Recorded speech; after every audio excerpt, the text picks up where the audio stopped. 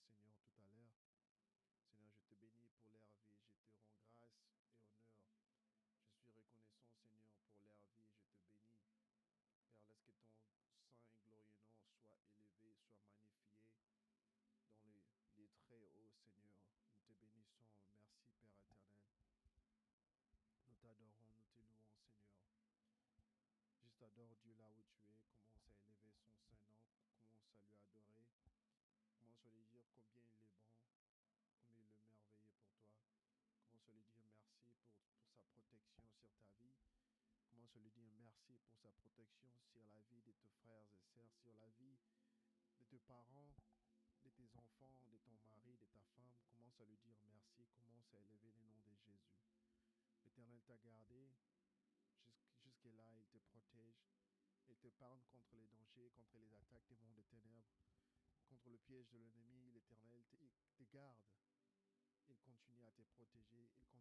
Il continue à protéger ton travail, ton business, tout ce que tu fais est sous la main du Très-Haut. Dieu lui merci. Prends cette occasion, cette opportunité pour dire merci à Dieu, pour lui dire merci pour toutes choses, Seigneur. Je suis reconnaissant. Je suis reconnaissant de ton amour. Je suis reconnaissant de ta grâce, de tout ce que tu fais, Seigneur. Merci, Abba. Merci, Seigneur de gloire. Alléluia. Nous te louons, Seigneur. Nous t'adorons. Nous te glorifions. Nous te rendons gloire. Nous te rendons honneur. Car tu es Dieu. Tu ne changes jamais. Nul ne comme toi, ô Seigneur. Nous te louons. Nous t'adorons. Sois magnifié, Seigneur. Sois magnifié, ô Éternel, Elohim, El Shaddai, Adonai. Nous te louons. Nous t'adorons. Juste adore Dieu là où tu es. Élève ta voix et adore les dieux d'Israël, les dieux qui ne changent jamais, les dieux qui n'échouent jamais. Adore ces dieux là où tu es. Nous te glorifions, Seigneur, nous t'adorons. Nous t'élevons, ô Dieu, car nul n'est comme toi, Seigneur. Sois exalté, sois élevé, sois magnifié, Seigneur. Nous te louons. Merci pour ta grâce, merci pour ton amour. Nul n'est comme toi, Seigneur. Nous te louons, nous t'adorons. Sois glorifié, Seigneur Dieu Tout-Puissant. Merci pour toutes choses. Merci pour l'amour, la grâce, la miséricorde. Seigneur, personne ne peut se comparer à toi car tu es Dieu. Dans le nom de Jésus. J'aimerais que nous puissions prier, nous puissions confesser nos péchés, nous puissions prier à Dieu qu'il nous pardonne, qu'il pardonne nos péchés, qu'il pardonne nos iniquités, qu'il pardonne nos erreurs. Que l'Éternel nous pardonne. Confessons nos péchés à notre Dieu. Ouvrons nos cœurs, soyons sincères avec Dieu et prions dans le nom de Jésus. Seigneur, nous prions dans le nom de Jésus. Nous prions, Seigneur, que tu nous pardonnes, Seigneur. Nous confessons nos péchés. Seigneur, pardonne-nous. Nous sommes de menteurs, Seigneur. Nous sommes de mon cœur, Seigneur de gloire. Nous commettons de péchés et nous sommes venus devant toi, Seigneur, pour que tu puisses nous pardonner. Seigneur, nous utilisons cette opportunité de nous approcher de toi avec humilité et demander ta miséricorde, Seigneur. Nous prions dans le nom de Jésus. Papa, aie pitié de nos âmes. Tu as dit dans ta parole, si nous confessons nos péchés, tu es juste, digne et fidèle pour nous pardonner. Et Seigneur, lorsque toi tu pardonnes, tu oublies, Seigneur de gloire. Nous venons devant ta présence, devant ta face, Seigneur de gloire, prier que tu puisses avoir pitié de nos âmes, que tu puisses nous pardonner, avoir pitié de nous, ô Éternel. Dans le nom glorieux de Jésus-Christ, nous avons prié. Prions que l'Éternel nous purifie et qu'il nous sanctifie par le sang de Jésus. Prie que le sang de Jésus s'élave, que le sang de Jésus te remplir, que le sang de Jésus te rend plus blanc que la neige. Prie au nom de Jésus. Seigneur, nous prions dans le nom puissant de Jésus. Père, lave-nous par le sang de l'agneau, le sang glorieux et majestueux de Jésus. Nous prions, Seigneur, que tu nous laves.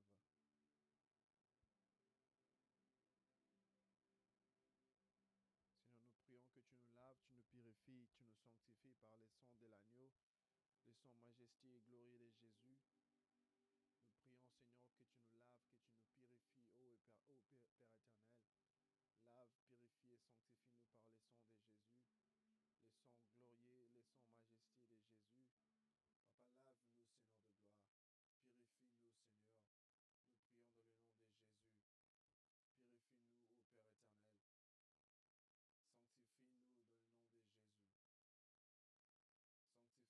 Seigneur de gloire. Purifie-nous, Seigneur. Nous prions dans le nom de Jésus. Purifie-nous, ô Père éternel. Sanctifie-nous dans le nom de Jésus. Sanctifie-nous, Père éternel, nous prions. Père, que le sang de Jésus nous purifie dans le nom de Jésus. Alléluia. Nous prions dans le nom de Jésus.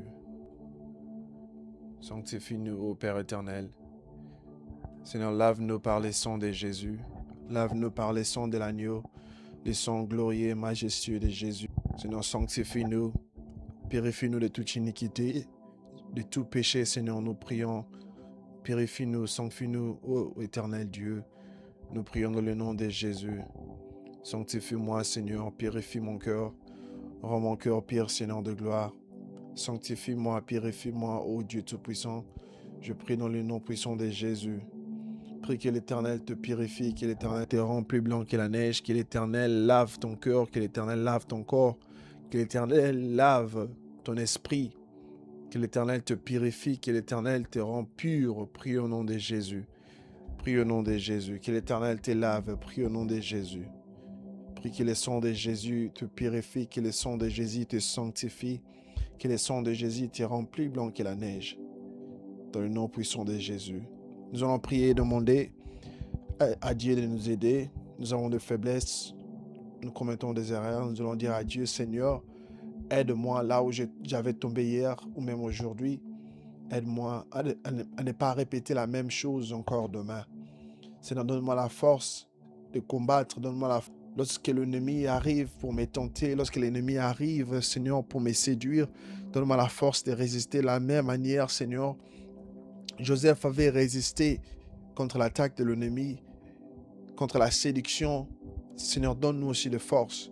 Dis à Dieu, Seigneur, donne-moi le contrôle de soi. Donne-moi la force, Seigneur de gloire. Prie au nom de Jésus. Prie au nom de Jésus. Lord, we pray in the name of Jesus. We pray that you give us self-control. We pray that you help us wherever, Lord, we failed. Lord, we pray that you sustain us. We pray that you help us, Lord. You keep us standing. You keep us, Lord, moving forward and not stay on the ground. Dis à Dieu, Seigneur, aide-moi de ne pas rester par terre lorsque je prêche. Lorsque je pêche, Seigneur, à me relever et à continuer à te servir, à continuer à chercher ta face et à t'obéir, à te rendre gloire. Prie au nom de Jésus, prie au nom de Jésus. Demande à Dieu, demande à Dieu. Il est là, il est là. Jésus, dans le nom puissant de Jésus, aide-nous, Seigneur. Aide-nous, Seigneur de gloire. Aide-nous, Seigneur. Sois notre force, sois ma force, Seigneur. Fortifie-moi, ô Éternel, là où je tombe, là où je n'arrive pas, Seigneur de gloire, à vivre cette vie que tu m'as appelé à vivre.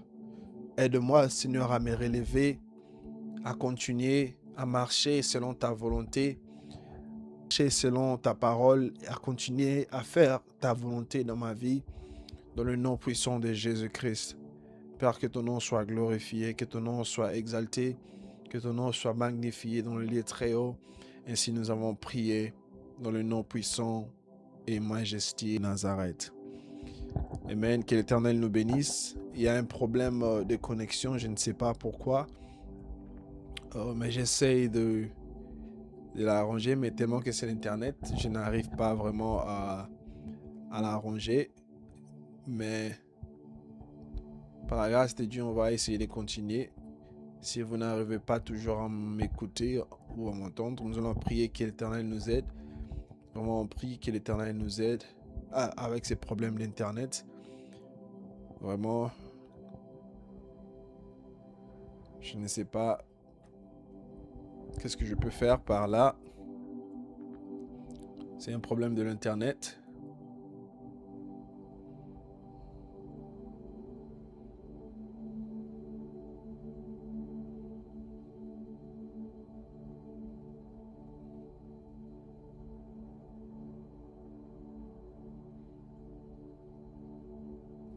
On espère que ça va s'arranger bientôt.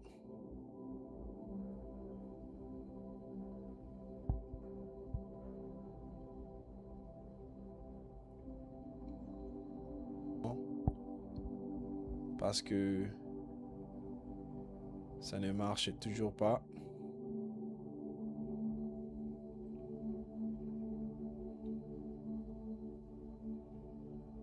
Ça ne marche toujours pas.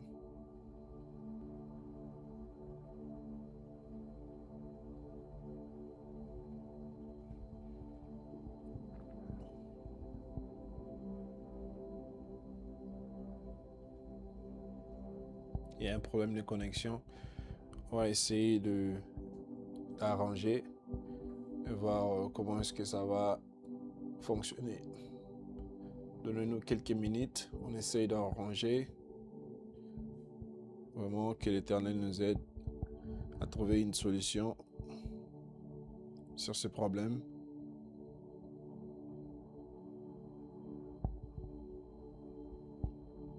Parce que sans la connexion, on ne saura pas vraiment bien procéder notre étude, notre enseignement de ce soir. Vraiment, on espère que l'Éternel nous aide.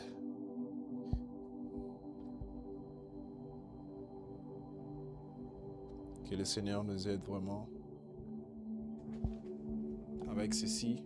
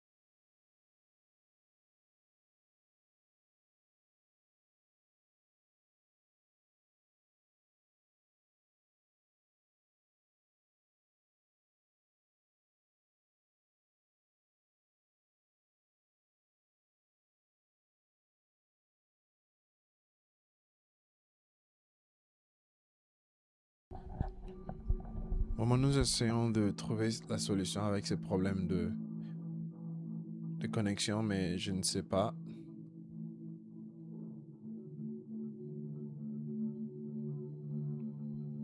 J'ai un problème d'internet ici. Dites-moi si la connexion s'est arrangée, comme ça nous allons procéder.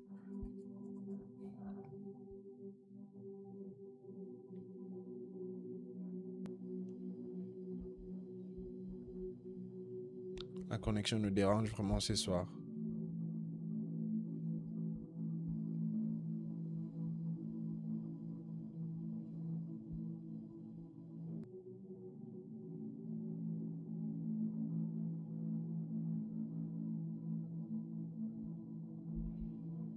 Si vous m'entendez, s'il vous plaît, manifestez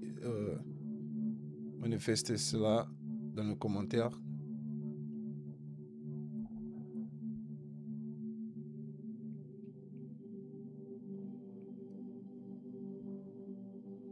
Si vous m'entendez, please, juste manifestez avec un commentaire, comme ça nous allons avancer. Vraiment désolé pour ces problèmes de connexion.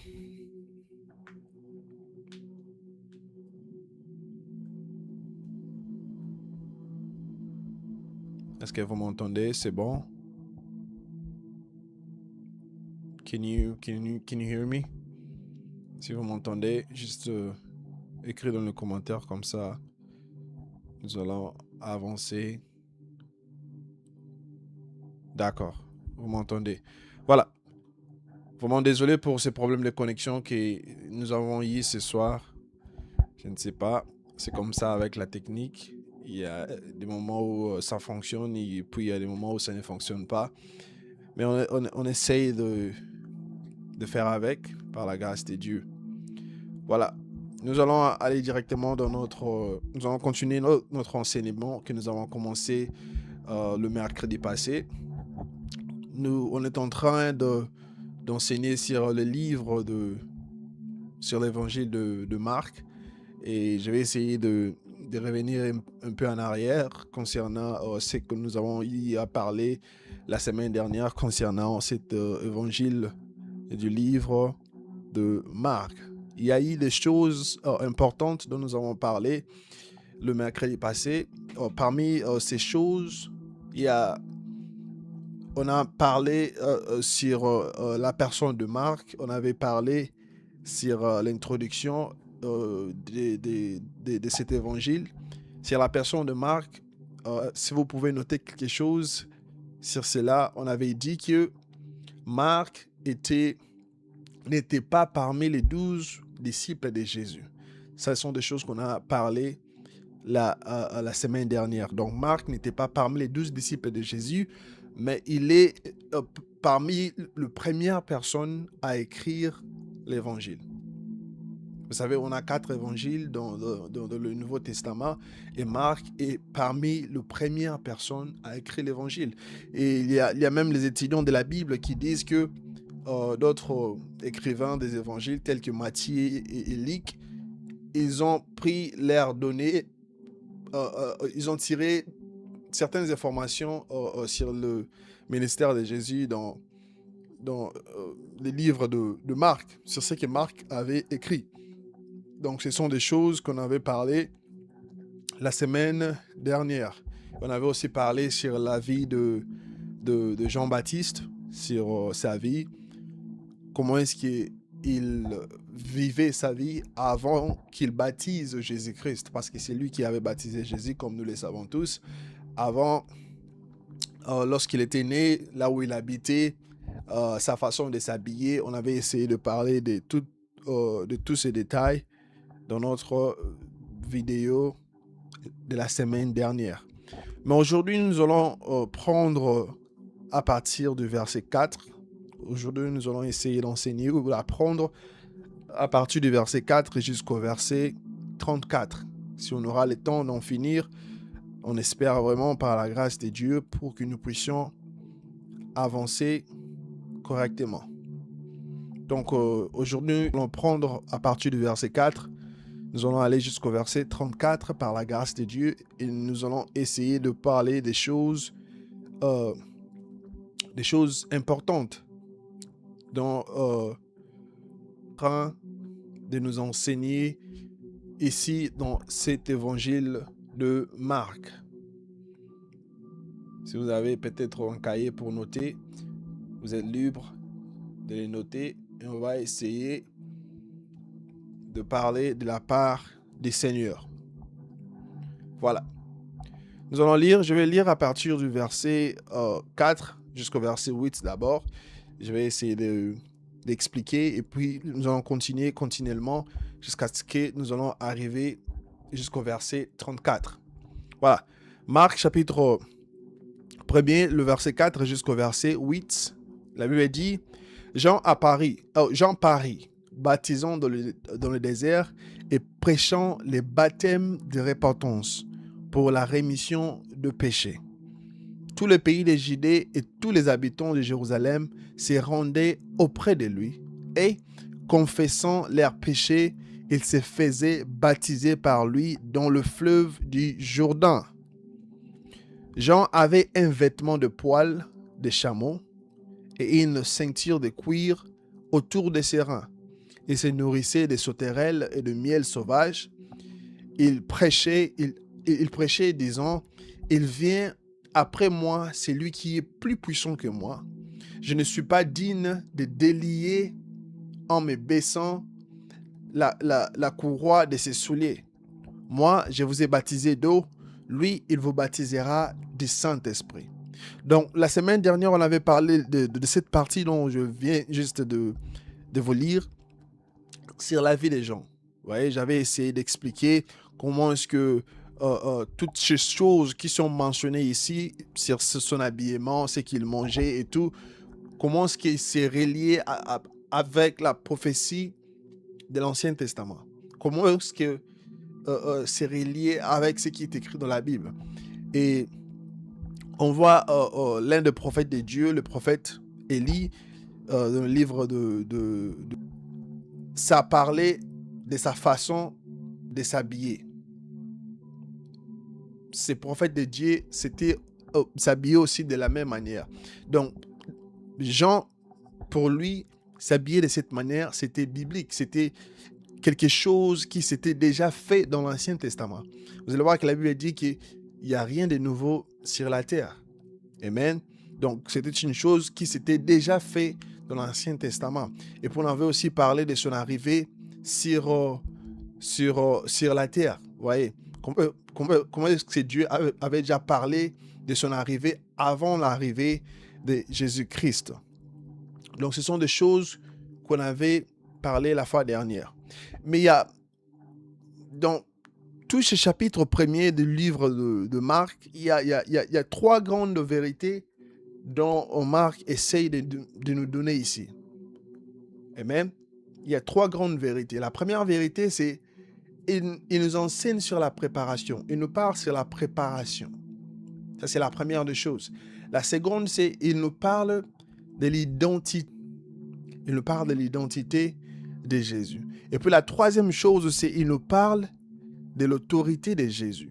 Ce sont les trois grandes vérités dont Marc est en train de nous enseigner dans cette partie de son livre, de son évangile. Donc, on va essayer de parler de ces trois grandes vérités par la grâce de Dieu, puis nous allons continuer. Amen. Jean est venu, il parle du baptême de repentance.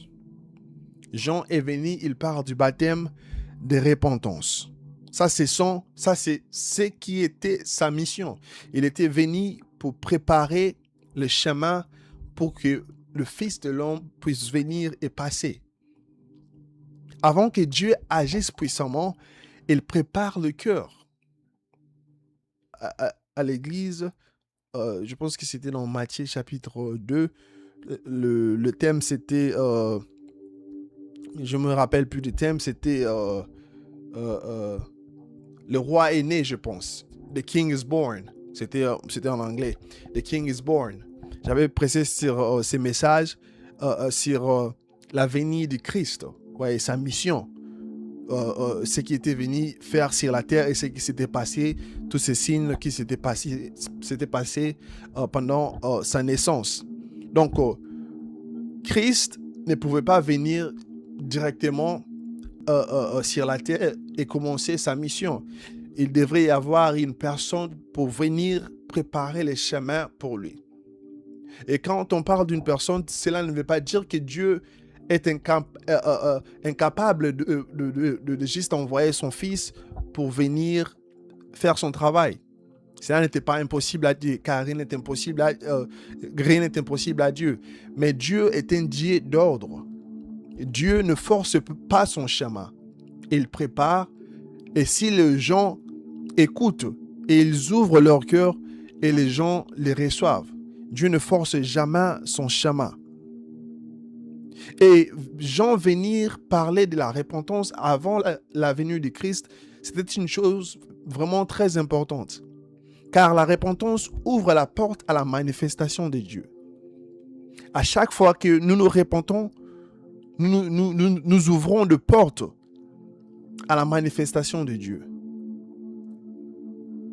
Et c'est la même chose, cette procédure, c'est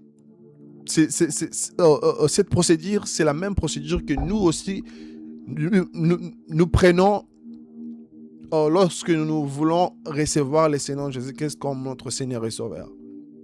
La première des choses qu'on fait, on confesse nos péchés. La deuxième, c'est on répond. Nous nous repentons de nos péchés. Et la troisième des choses, c'est qu'on reçoit Jésus. Vous allez vous rappeler que Jésus, les Juifs, les Israélites n'attendent pas l'arrivée de Jésus en tant que le Fils de Dieu qui vient sauver le monde de leurs péchés. Les Juifs attendaient l'arrivée de Jésus étant un leader politique. Parce qu'à ces temps-là, il passait dans un moment très difficile politiquement. Il y avait la présence d'Hérode qui contrôlait quasiment toutes les choses et il y avait du chaos politiquement. Et ces gens attendaient que le Christ puisse venir pour les sauver politiquement, pour enlever Hérode et les aider dans leur pays. Alors, Christ ne pouvait pas directement venir vers ces gens qui lui attendaient en tant que un leader politique, parce que lui n'était pas un leader politique. Sa mission était de les sauver de leurs péchés. Donc Christ ne pouvait pas directement venir comme ça. Il devrait y avoir une personne pour préparer les chemins, préparer les cœurs des gens, leur parler de la repentance avant de recevoir Jésus-Christ. Amen. Et une autre chose à retenir, c'est que Dieu cherche de cœurs prêts, pas de cœurs religieux.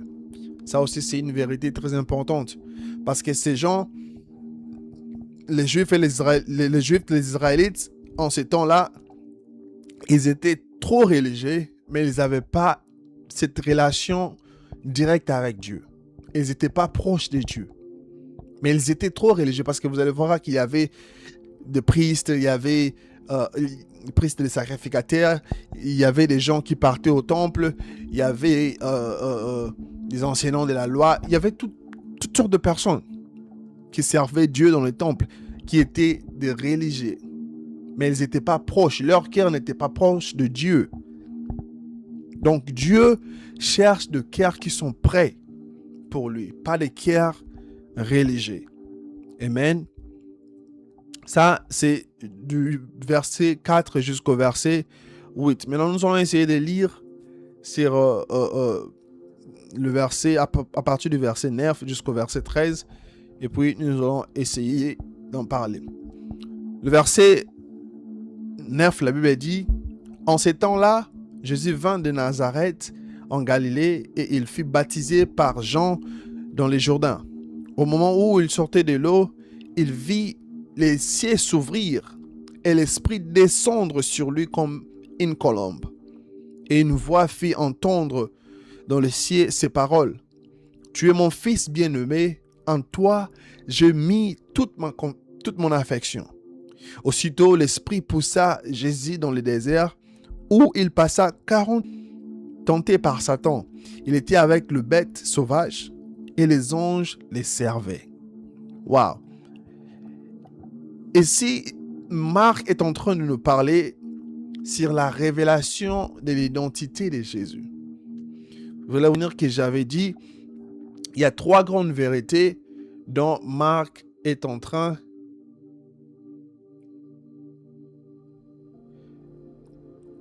de nous parler. Il nous parle sur la préparation, il nous parle sur la identité de Jésus et il nous parle sur la puissance et l'autorité de Jésus. Maintenant, dans cette partie 13, ici maintenant, il nous parle sur l'identité de Jésus. Vous voyez, qui est Jésus? La Bible dit, Jésus vient de Nazareth en Galilée et il fut baptisé par Jean dans le Jourdain. Jésus-Christ est venu vers Jean et il s'est fait baptiser dans le Jourdain. Et la Bible dit, au moment où il sortait de l'eau, il vit les cieux s'ouvrir. Les cieux s'est ouvert lorsque Jésus est sorti de l'eau. Et l'Esprit descendu sur lui comme une colombe. L'Esprit de Dieu descendit sur Jésus avec la forme d'une colombe. Et une voix fit entendre des cieux ces paroles. Cette voix dit, tu es mon fils bien-aimé, en toi j'ai mis toute mon affection. Ça, c'est Dieu qui parle. Ça, c'est Dieu qui révèle l'identité de Jésus. Ça, c'est Dieu qui confirme l'identité de son fils. Il a dit, tu es mon fils bien-aimé, en qui j'ai mis toute mon affection. en qui j'ai mis toute mon affection. En qui j'ai mis toute mon affection. Il y a une vérité très importante dans cette partie de livre est en train de nous enseigner. Et cette vérité, c'est que avant même d'avoir fait un miracle, ça c'est concernant Jésus. Jésus, avant même d'avoir fait un miracle, déjà approuvé par le Père. Jésus, avant même de sortir, aller guérir le malade, délivrer les captifs, faire toutes sortes de miracles qu'il avait fait, Dieu a d'abord approuvé son identité. Il a été d'abord approuvé par Dieu. Et il y a un enseignement spirituel derrière cela, c'est que tu dois savoir, c'est que ton identité précède ton ministère. Dieu te connaît d'abord toi. Dieu t'aime d'abord toi. Avant que tes œuvres puissent arriver, Dieu te connaît d'abord. Avant que tu puisses faire des efforts dans ton ministère, avant que tu puisses faire des œuvres pour l'Éternel, Dieu t'aime d'abord en tant que fils. Parce que la Bible déclare que nous avons été adoptés à travers Jésus en Dieu. Dieu nous a adoptés. Nous sommes des enfants de Dieu. La Bible dit, pour tous ceux qui l'ont reçu, pour tous ceux qui ont cru en son nom, il les a donné le pouvoir de devenir enfants de Dieu. Alors lorsque tu es enfant de Dieu, ce que tu dois savoir, c'est que Dieu t'aime et il te connaît. Il t'aime d'abord. Avant que tu puisses sortir, aller prêcher l'évangile, Dieu te connaît d'abord. Il a d'abord confirmé ton identité. Il t'a appelé son fils. Avant que tu puisses faire quoi que ce soit, Dieu t'aime d'abord. Alors ne laisse rien t'intimider. Ne laisse rien t'influencer. C'est dans ton cœur que tu es enfant de Dieu et que Dieu t'aime de tout son cœur. Et il t'a choisi. Ça, c'est le message que Marc était en train de nous enseigner ici. Et c'est écrit dans notre évangile aussi. Dieu avait d'abord confirmé l'identité de Christ avant même que Christ puisse faire de miracles. Dieu t'aime avant tes œuvres. Il t'aime avant que tu fais quoi que ce soit. Donc c'est là dans ton cœur et ne laisse rien t'influencer, ne laisse rien te mettre à côté. Amen. Et nous allons nous allons lire le verset 14 et 15.